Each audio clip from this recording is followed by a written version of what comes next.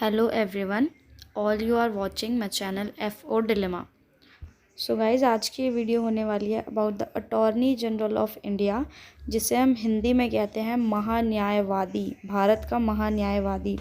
सो इस वीडियो में हम डिस्कस करेंगे कि अटॉर्नी जनरल ऑफ इंडिया कौन होता है, अटॉर्नी जनरल ऑफ इंडिया बनने के लिए क्या क्या मिनिमम क्वालिफ़िकेशंस या एलिजिबिलिटी क्राइटेरिया चाहिए होता है, उनका अपॉइंटमेंट कैसे होता है, उनका ऑफिस टेन्योर यानी कि वो ऑफिस में कब तक रहते हैं, उनके क्या क्या फंक्शंस होते हैं, अटॉर्नी जनरल ऑफ इंडिया के क्या क्या राइट्स, उनके क्या क्या लिमिटेशंस, और लास्ट में हम डिस्कस करेंगे कि अगर उनसे रिमूव करना होता है तो कैसे होता है वो। सो गाइस बिना देर किए लेट्स स्टार्ट द वीडियो।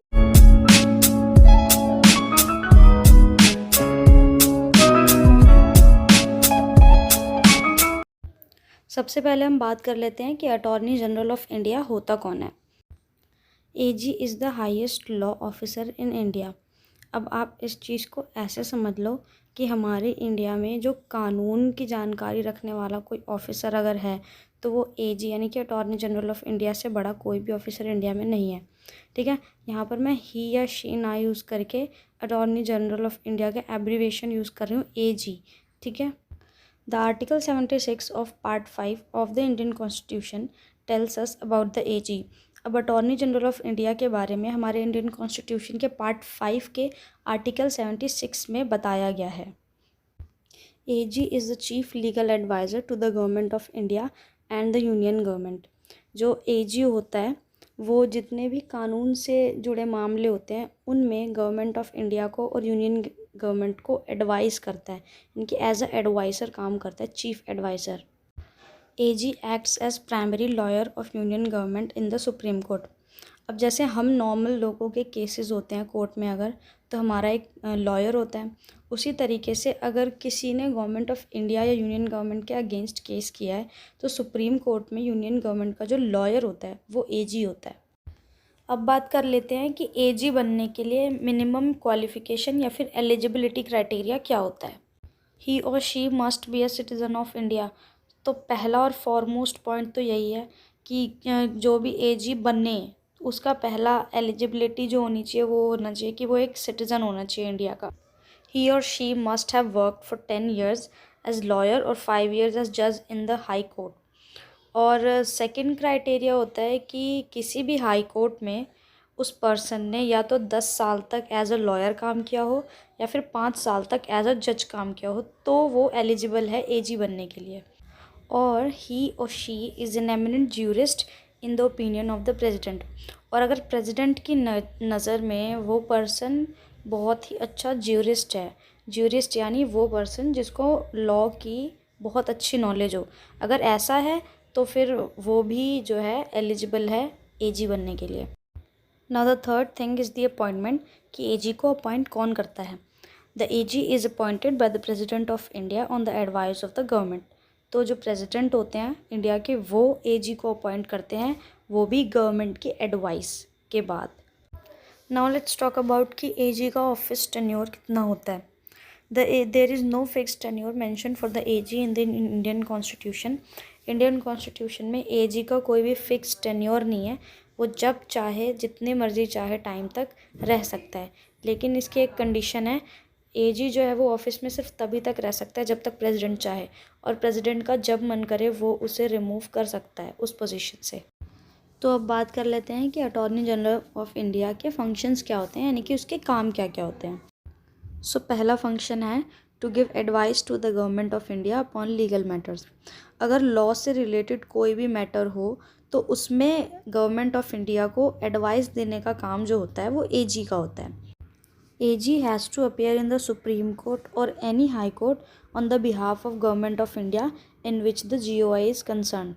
अगर कोई भी केस गवर्नमेंट ऑफ इंडिया के खिलाफ होता है या तो हाई कोर्ट में या सुप्रीम कोर्ट में, तो गवर्नमेंट ऑफ इंडिया की तरफ से अटॉर्नी जनरल ऑफ इंडिया को प्रेजेंट होना पड़ता है वहाँ पर। अब बात कर लेते हैं कि कॉन्स्टिट्यूशन में एजी को क्या क्या राइट्स दिए हुए हैं, यानी कि क्या क्या हक हैं, वो क्या कर सकता है।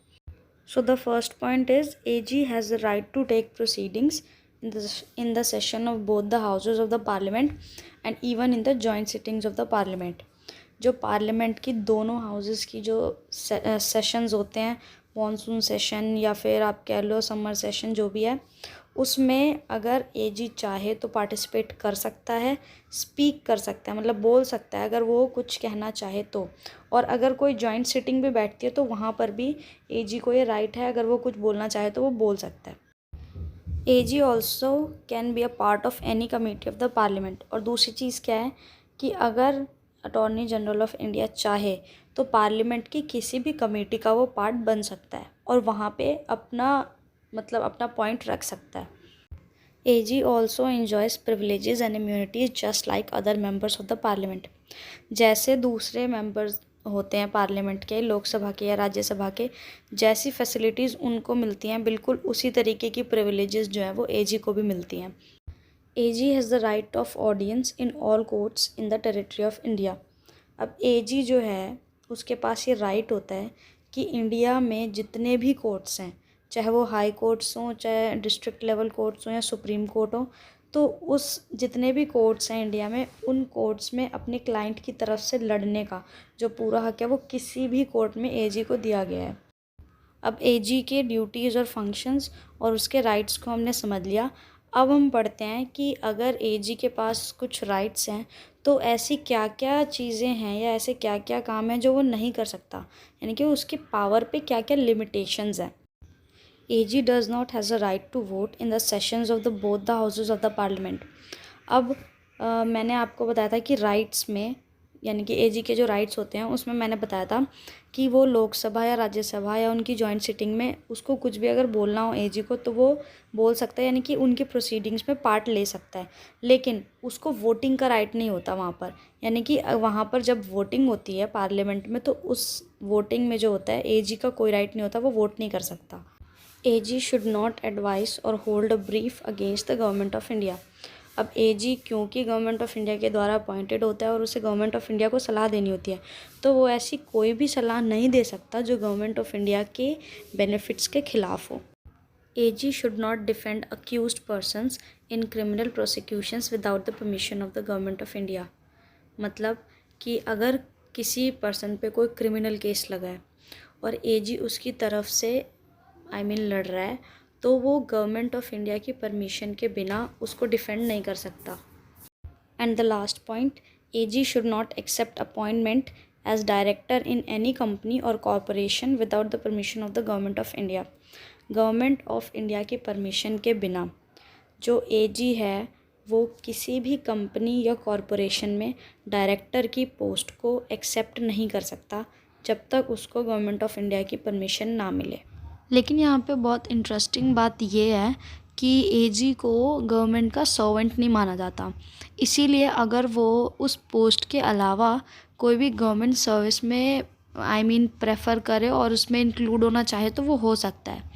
अब बात कर लेते हैं कि अगर एजी को हटाया जाए या उसे रिमूव किया जाए उसके ऑफिस से तो वो कैसे होता है। तो प्रेसिडेंट जो है वो एजी को कभी भी रिमूव कर सकता है, इसकी कोई फ़िक्स लिमिट नहीं है, कोई प्रोसीजर नहीं है। प्रेसिडेंट जब चाहे एजी को रिमूव कर सकता है ऑफिस से। सो गाइस, इस टॉपिक को यहीं पे ख़त्म करते हुए ये वीडियो यहीं पे एंड होती है। अगर वीडियो थोड़ी सी भी पसंद आई हो तो प्लीज़ लाइक कर देना और मुझे बताना कि वीडियो कैसी लगी आपको, कमेंट सेक्शन में ज़रूर बताना। और अगर कोई भी डाउट हो तो कमेंट सेक्शन में पूछ लेना, मैं डेफिनेटली आंसर करूँगी। और इस वीडियो को लाइक ज़रूर करना, सब्सक्राइब कर दो चैनल को ताकि और इन्फॉर्मेटिव वीडियोस आपको मिलती रहें, और उस बेल आइकन को ज़रूर प्रेस कर देना ताकि मेरी कोई भी अपडेट आपसे मिस ना हो।